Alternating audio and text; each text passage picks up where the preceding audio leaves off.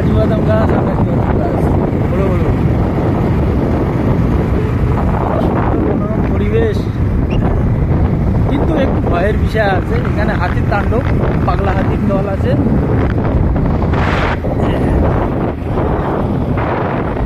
আমরা এখন জঙ্গলের মধ্যে ঘুরছি, জঙ্গলের মধ্যে সুন্দর পিচের রাস্তা।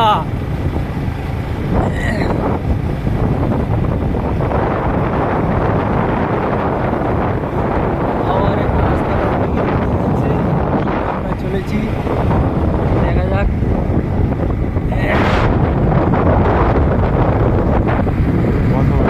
আমরা আছি, আমাদের বন্ধু ড্রাইভ করছে, আমি আপাতত বসে আছি।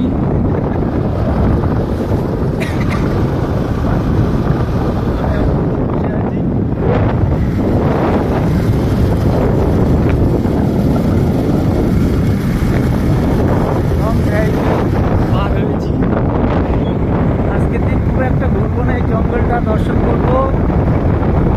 তারপরে আগামীকাল আমরা রওনা দেবো এখান থেকে বাঁকুড়া, মাইথন, মুকুটমণিপুর, শিলিগুড়ি।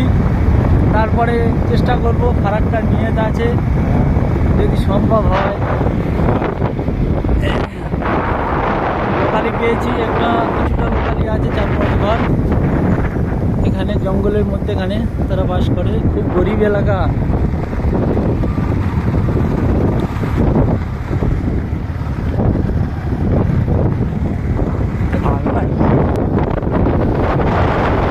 ঘন্টার পর ঘন্টা ঘুরলে জঙ্গল শেষ করা যাবে না।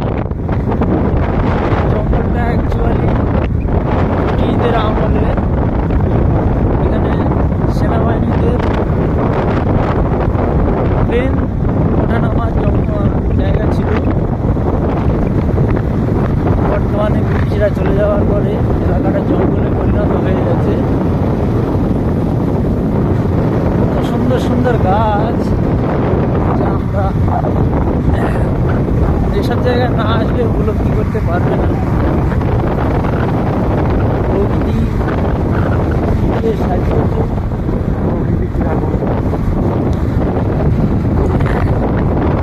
শুধু অক্সিজেন আর অক্সিজেন। আমাদের সুন্দরবনে আমরা ঘুরতে যাই, কিন্তু সেখানে গাছ দেখতে পাই, সেখানে একটা দুটো দিক ভালো, পানি এবং গাছ। আর এখানে ঘন্টার পর ঘন্টা ঘুরলে পানির কোনো সন্ধান পাওয়া যাবে না। যেসব হাতি জন্তুগুলো আছে, এদের যে কি কষ্ট, এরা থাকতে পারে না, ছুটে বেড়ায়, যখন পানি পিপাসা পায় লোকালিটি খোঁজে, দল দল বেরিয়ে যায়। আবার এই জঙ্গলের মধ্যেখানে একটি ঘর দেখা গেল, এরা কিভাবে বাস করে।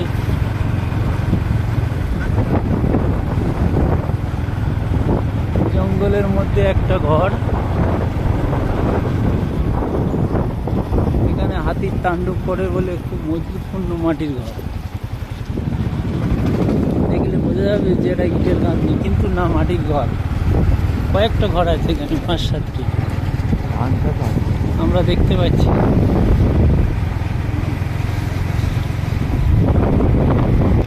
যাক, আমরা একজন মানুষকে পেয়েছি।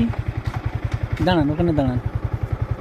হ্যাঁ, ঝাড়খণ্ডবাসী, জঙ্গলের মধ্যেখানে বসবাস করছে। কাকা, আপনার নামটা কি? হরিরাম। হ্যাঁ, হরিরাম নায়ক। হরিরাম নায়ক। এখানে কি করা হয়? এখানে যাই, বাঁশ কাটতে যাওয়া হয় আর কি।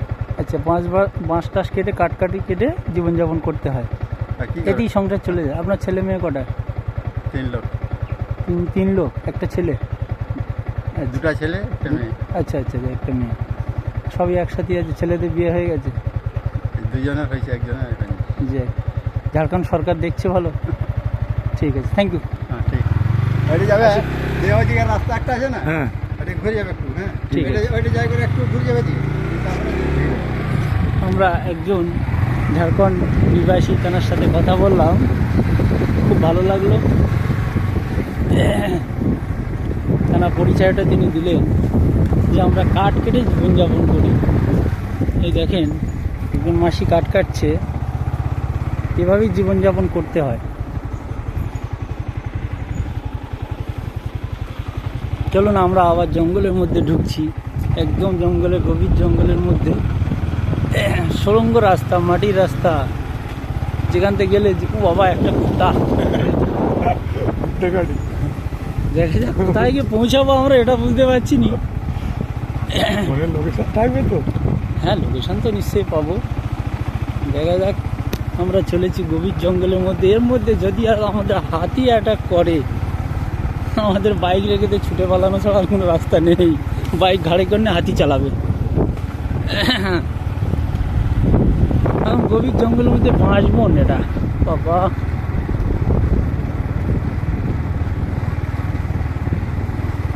দেখা যাক, চলতে লেগেছি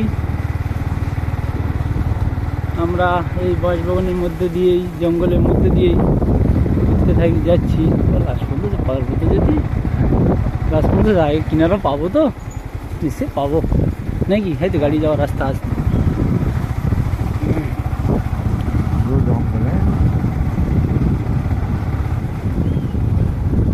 এখন তো এখানে দাঁড়া একটা ছবি করি, স্টিল ছবি করি, দাঁড়া দুজনা।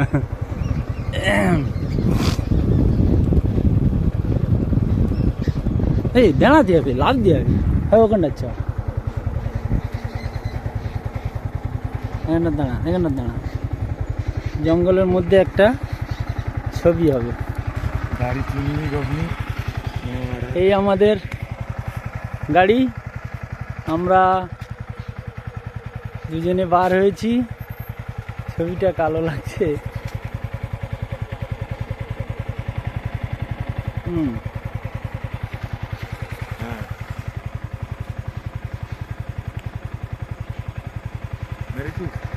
না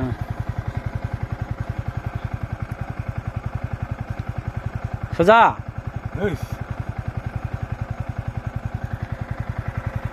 লে, তুই এইটাই মারবি, এইটাই কেন মধ্যিখানে মারবি না, হাত লাগিনি, ভিডিও হচ্ছে।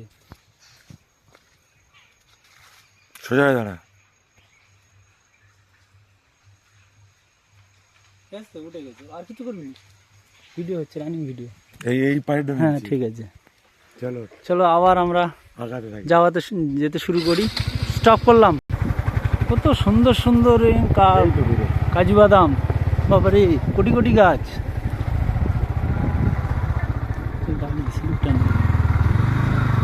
বালি রাস্তা, আমার বন্ধুর গাড়ি চালাতে খুবই কষ্ট হচ্ছে।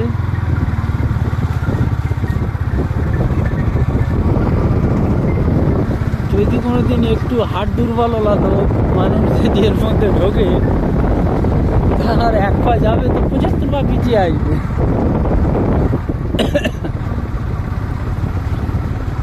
আবার একটু স্টপ করলাম, কিছুক্ষণ পরে আবার তুলবো। কিছুটা আসার পরে একটু ফাঁকা জঙ্গল পেলাম, রৌদ্র দেখতে পাচ্ছি, ওর মধ্যে রৌদ্র ছিল না, এত ঘন জঙ্গল। আমরা জানি না কোথায় আমরা যাচ্ছি, কিন্তু রাস্তা পাচ্ছি জঙ্গলের মধ্যে, বালু রাস্তা, আমরা যেতে লেগেছি। আমাদের ড্রাইভার খুব স্ট্রং। হ্যাঁ, আমরা অলরেডি গতকালকে 300 কিলোমিটার ড্রাইভ করে এসেছি, যে রাত্রে ঝাড়খণ্ডে হোল্ড করেছি। আপাতত এখানে আছি, আগামীকাল আবার এখান থেকে রওনা শুরু করব।